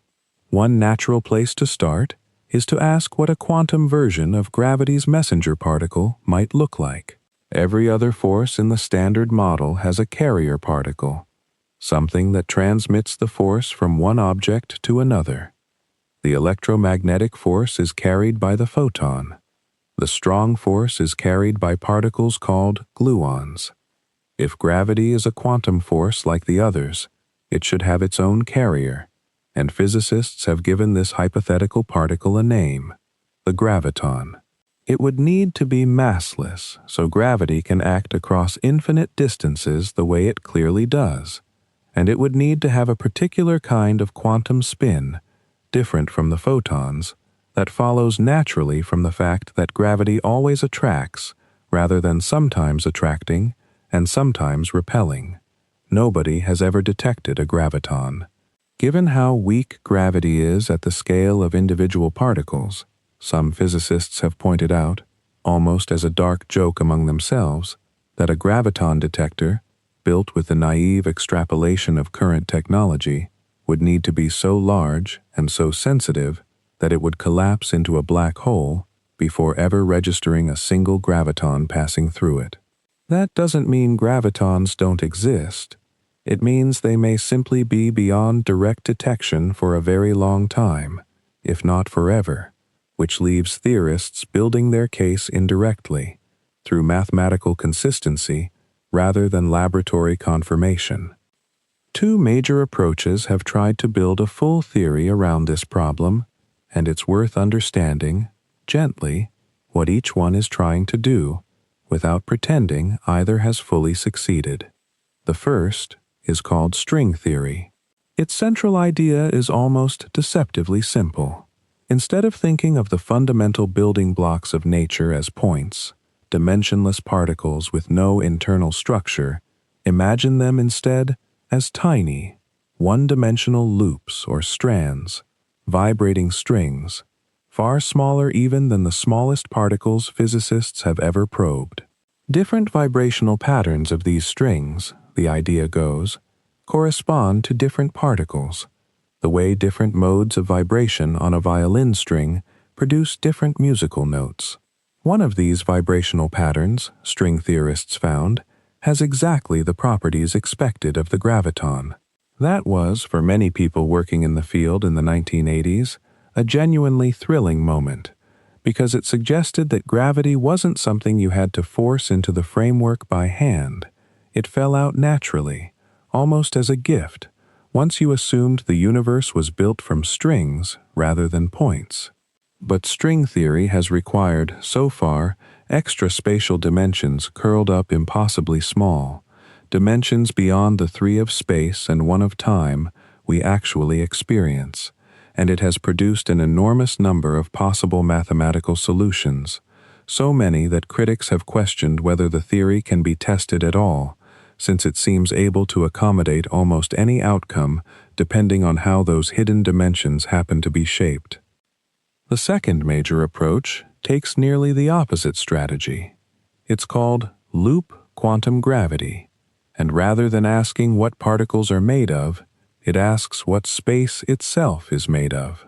Instead of adding new ingredients like vibrating strings, it tries to take Einstein's geometric picture of gravity and apply the rules of quantum mechanics directly to the geometry, treating space itself as something built from tiny, discrete loops and networks, rather like a very fine woven fabric that only looks smooth because we're too large and too clumsy to notice the weave. In this picture, there really is a smallest possible unit of area and a smallest possible unit of volume, quantized just as sharply as the energy levels of an electron in an atom. It's an elegant idea in its own way, and it doesn't require the extra dimensions that string theory does. But it has struggled, so far, to fully reproduce ordinary gravity at everyday scales, and it hasn't yet made the kind of testable prediction that would let anyone put it to a decisive experimental check. Neither approach has won, and it's worth saying plainly that neither may be right at all. There may be some third idea, not yet imagined, waiting to be found by someone still in school today. What makes the search so difficult isn't a lack of cleverness. It's the sheer, almost comic weakness of gravity, compared to everything else. Hold a small magnet near a paperclip, and the magnet will lift that paperclip right off the table, overpowering the gravitational pull of the entire planet Earth with a sliver of metal you could lose in your pocket. Physicists call this enormous mismatch the hierarchy problem, and nobody has a fully settled explanation for why gravity should be so many orders of magnitude feebler than the other forces, weaker by a factor followed by more zeros than most people will ever write out in their lives. Some have wondered whether gravity's strength is somehow diluted, leaking away into extra dimensions we cannot perceive, spread thin across some larger space the other forces don't have access to. Others suspect the answer lies somewhere else entirely, in a piece of the puzzle no one has yet identified. Either way, that quiet, persistent weakness of gravity is part of why it has proven so hard to fit gravity into the same tidy quantum box that has worked so well for everything else, and why the story of trying doesn't end here. So let's leave the smallest scales behind for a while, the quarks and the quantum foam, and drift outward, the way your attention might drift upward from the page of a book toward the ceiling, and then somehow keep going, through the roof, through the atmosphere, out past the orbit of every planet you've ever heard named. Because if gravity is embarrassingly weak at the scale of a paperclip and a magnet, something strange happens once you zoom out far enough. At the scale of galaxies, gravity becomes the only force that matters at all, the quiet architect of everything, and it starts telling us things that don't quite add up. Here is the puzzle. In the 1970s, an astronomer named Vera Rubin was studying the way stars move within spiral galaxies, watching how fast they orbit the crowded, glowing center. She worked for years alongside an instrument maker named Kent Ford, using a spectrograph he had built himself, sensitive enough to catch the faint light of individual stars near the outer edges of distant galaxies, edges so dim they had barely been studied before. Night after night, in cold observatory domes, she pointed that instrument at galaxy after galaxy, patiently recording how the light from each star shifted, ever so slightly, depending on whether that star was moving toward us or away from us. It was slow, careful work, the kind that rewards patience more than excitement. If you've ever watched a merry-go-round, you already know the basic rule intuitively. A child sitting near the middle spins around slowly and safely, barely needing to grip the bar at all. A child clinging to the outer rail is flung around much faster, hair streaming, knuckles white, because they're covering more distance in the same amount of time, tracing a much larger circle in the same single turn. Planets orbiting our sun behave the same way. Mercury, tucked in close, races around the sun in just 88 days, a blistering pace by planetary standards. Neptune, way out at the edge, takes 165 years to complete a single slow, cold circuit, so slow that not even one full Neptune year has passed since the planet was first identified through a telescope. The pull of gravity gets weaker with distance, so the outer worlds simply don't need to move as fast to stay in their lanes. They can afford to drift. Rubin expected galaxies to work the same way. Stars near the crowded center should whip around quickly, and stars out near the faint, sparse edges should drift along much more slowly, obeying the same gentle rule as Neptune, tracing a curve on a graph that dips gracefully downward the farther out you look. But that isn't what she found. When she measured the speeds of stars far out at the edges of these galaxies, they were moving almost as fast as the stars near the center. The graph didn't dip. It flattened out and simply stayed flat, mile after mile, star after star, almost as if the merry-go-round had no edge at all, as if the outer rail moved just as quickly as the seats near the pole.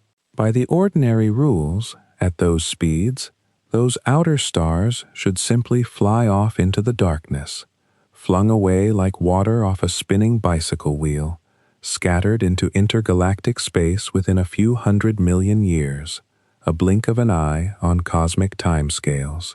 Something had to be holding them in, some extra gravitational pull that the visible stars and glowing gas clouds simply couldn't account for, no matter how carefully astronomers added up all the light they could see and converted it into an estimate of mass. Rubin checked her instruments. She checked her calculations. She checked other galaxies, dozens of them, spiral after spiral, and the pattern held every time, stubborn and consistent, refusing to resolve itself into anything familiar. The explanation most physicists have settled on, cautiously and after decades of checking, is that galaxies are wrapped in something we cannot see directly. We call it dark matter, and the name is really just an honest label for our ignorance, a placeholder for something whose gravity we can measure clearly, even though the thing itself gives off no light, reflects no light, and doesn't seem to interact with ordinary matter in almost any way except through gravity's quiet pull. Picture a lake at night, pitch black, with no moon, the kind of stillness where you can hear your own breathing more clearly than usual. You can't see the water. But if you drop a stone in from the shore and watch the ripples move outward in a perfect, telltale circle, catching just enough starlight to trace their shape against the dark, you know something is there, something with a definite shape and a definite edge, even though your eyes give you nothing at all to look at directly. That's roughly the situation with dark matter. We see its ripples in the motion of stars, in the way galaxies rotate, in the way light itself bends as it passes nearby, but the substance making those ripples has never been captured, photographed, or held. It has never left so much as a fingerprint on any detector built to catch it, and physicists have built some remarkably sensitive detectors, buried deep underground in old mines and tunnels, shielded from every stray particle that might create a false signal, listening in silence for years at a stretch. And the evidence isn't just one observation from one careful astronomer decades ago. It shows up again and again, in different ways, across different scales. When clusters of galaxies collide with each other, a slow-motion event stretched across hundreds of millions of years, and astronomers use the gravitational lensing we discussed earlier to map out invisible mass. The map traces a shape separate from where the glowing gas ended up after the collision, as if two different substances passed through each other differently, one interacting and slowing down, like clashing crowds of people funneling through a narrow doorway, the other passing through almost like ghosts, sailing on ahead untouched, leaving the visible gas trailing behind. When scientists study the faint, ancient afterglow of the very early universe, the leftover light from not long after the Big Bang, a kind of dim, uniform glow that fills the whole sky in every direction if you know how to look for it, the patterns baked into that light, subtle variations, no larger than a few 100,000ths of a degree in temperature, only make sense if there was roughly 5 times more of this invisible matter around than there was ordinary matter being the stuff that makes up stars and planets and every living thing, and every dust mote settled quietly on this room's windowsill. 5 times more of something we've never directly detected than of everything we've ever built, breathed, or touched. It's a humbling thought to sit with, quietly, in the dark, turning it over slowly, without needing to reach any firm conclusion tonight. But there's an entirely separate mystery layered on top of that one, and it's arguably even stranger. In the late 1990s, two independent teams of astronomers, one called the Supernova Cosmology Project, the other, the High Z Supernova Search Team, were racing each other, gently and mostly respectfully, to study a particular kind of exploding star, called a Type 1a supernova, which conveniently burns with almost exactly the same brightness every single time it goes off, no matter where in the universe it happens. These explosions occur when a dense stellar remnant, called a white dwarf, pulls in just enough extra material from a companion star to cross a very specific mass threshold and detonates in a runaway thermonuclear blast, briefly outshining an entire galaxy of ordinary stars before fading over the following weeks. That predictable brightness makes these explosions useful as cosmic yardsticks. If you know how bright something truly is, and you measure how dim it appears from here, you can calculate how far away it must be. The same way you can guess the distance to a lit candle across a dark field just from how faint the flame looks from where you're standing, without ever needing to walk over and check. Astronomers expected these measurements to confirm a story that made intuitive sense. The universe has been expanding ever since the Big Bang, but all that gravity, all that mutual pull between every galaxy and every other galaxy, should be gradually slowing that expansion down, the way friction slows down a ball rolling across a hardwood floor, losing a little momentum with every foot it travels. Both teams expected to measure exactly how much that expansion was decelerating, and to publish a tidy number confirming what everyone already assumed. Instead, when they compared the distances to the timing of the expansion, they found the opposite. The expansion of the universe isn't slowing down at all. It's speeding up. Galaxies aren't just drifting apart. They are drifting apart faster and faster as time goes on, as if some outward pressure is gently but relentlessly pressing against the inward pull of gravity and steadily winning. The result was so unexpected that both teams initially suspected some quiet error in their own data, some overlooked source of dust dimming the distant light and throwing off the calculations, and they spent months double-checking before either group felt ready to say what they had found out loud. When they finally compared notes entirely independently and arrived at the same strange conclusion, the finding became difficult to dismiss, and it eventually earned the leaders of both teams a share of the Nobel Prize in Physics. We call whatever is responsible for that dark energy, and once again, the name is mostly a confession that we don't fully understand what it is. It might be some intrinsic property of empty space itself, a kind of quiet pressure baked into the vacuum that pushes outward everywhere, all the time, growing stronger as space itself grows larger, since there is simply more space to carry that pressure, more emptiness pushing back against gravity's pull with every passing year. It might be something else entirely, some modification to how gravity itself behaves across the very largest distances so vast that light takes billions of years to cross them, distances where the tidy equations that describe a falling apple or an orbiting moon may simply need a gentle correction we haven't found yet. Nobody knows for certain. What we do know is that when cosmologists tally up everything, all the ordinary matter that makes up stars and planets and people, all the mysterious dark matter revealed by its gravitational ripples, and whatever this dark energy driving the acceleration turns out to be, the ordinary stuff we can see and touch and study directly makes up only around 5% of everything there is. The rest, the overwhelming majority of the universe, remains essentially unidentified, sitting just beyond the reach of every instrument we've built so far. It's worth sitting with that for a moment, gently, without any rush to resolve it. We began this whole long, slow conversation with a falling apple and a curious question about why things drop instead of drift.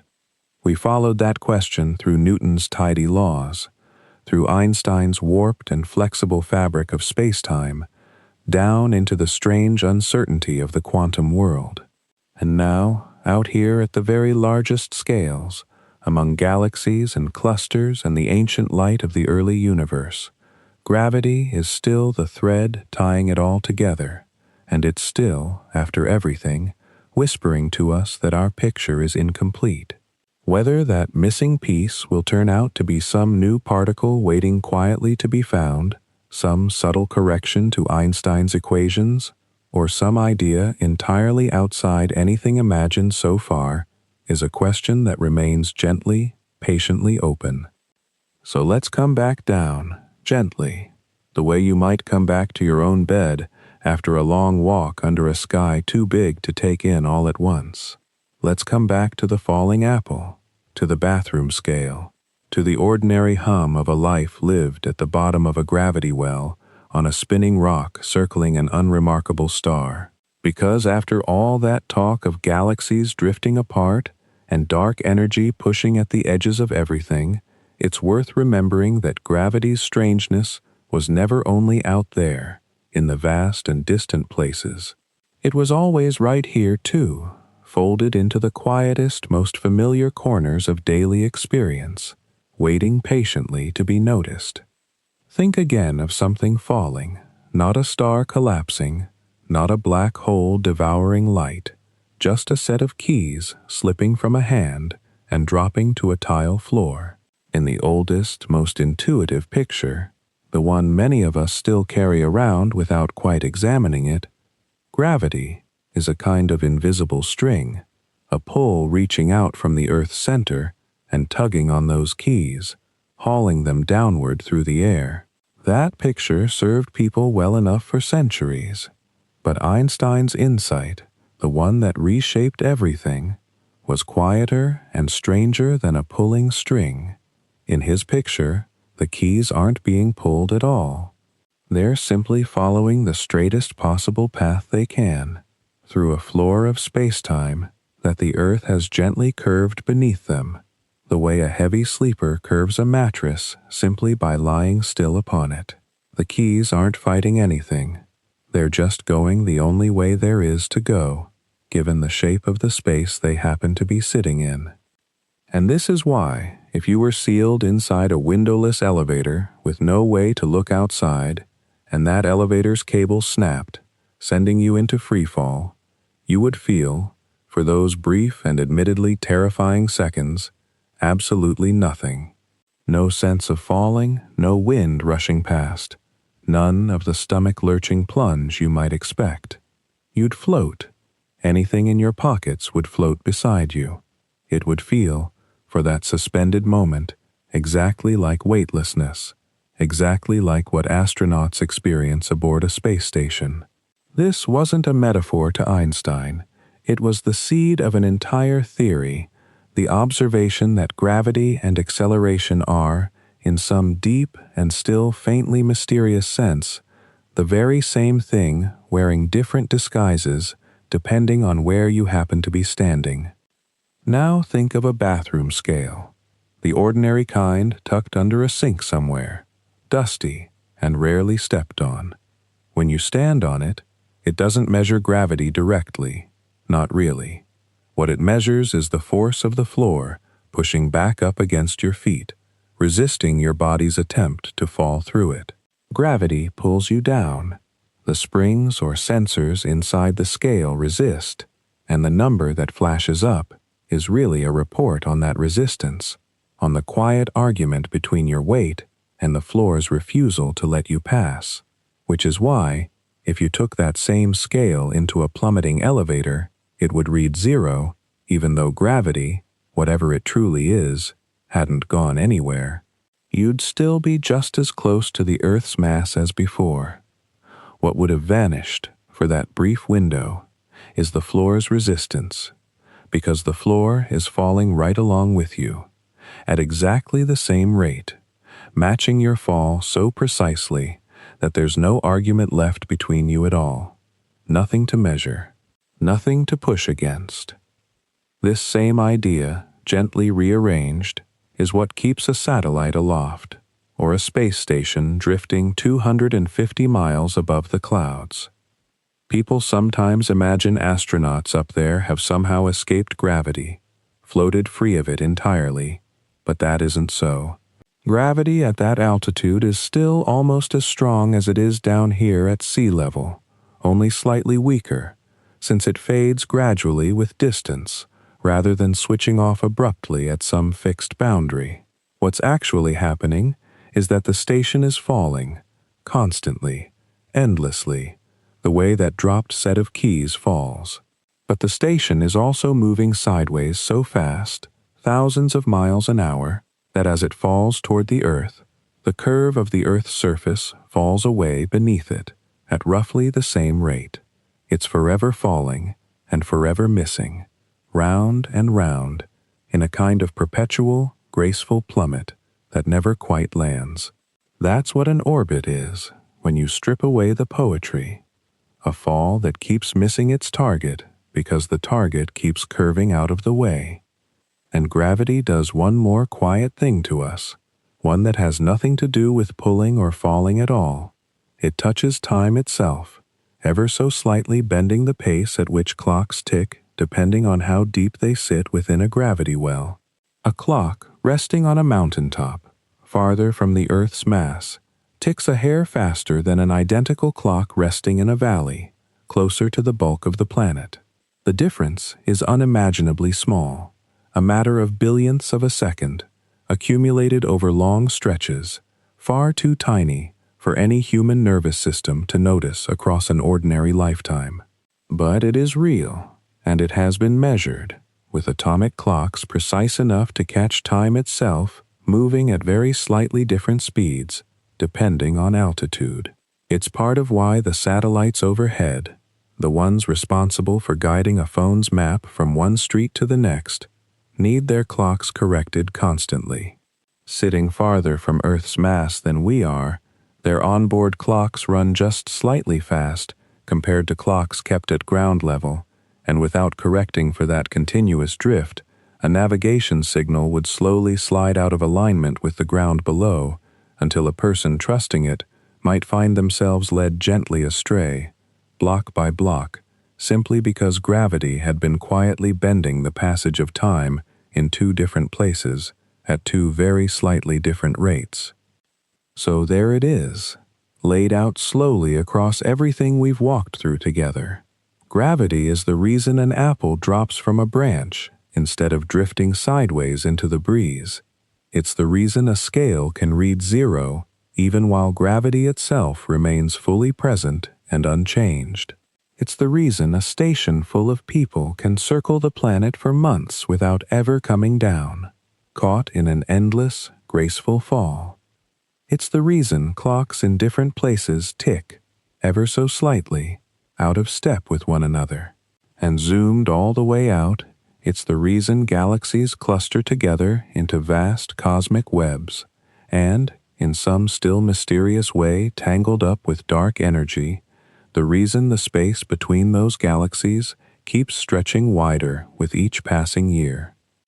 And yet, after Newton's equations, after Einstein's curved and flexible space-time, after everything physicists have carefully measured and confirmed and built entire technologies upon, gravity remains, at its very foundation, an open question. Nobody has yet managed to describe it in the same quantum language used for the other forces of nature, the ones governing atoms and light, and the tiny particles inside them. Whether gravity is, deep down, made of some undiscovered particle, some quantum graviton flitting about far too faintly for any instrument yet built to catch, or whether it's something else altogether, something that will require an entirely new way of thinking to even properly ask the question, nobody can say with any certainty. It remains, after centuries of patient study, one of nature's most persistent and most gracious mysteries, the kind that doesn't demand to be solved before we can appreciate it. Perhaps that's a comforting thought to close on, in its own quiet way.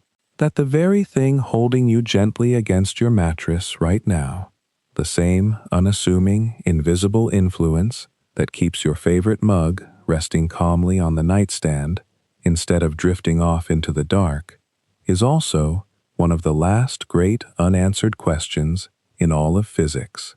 It doesn't need to be solved tonight. It didn't need to be solved by Newton or by Einstein or by anyone standing on their shoulders since. It only needs to keep doing what it has always done, without asking anything of you in return, holding you steadily, softly, exactly where you are. Rest well.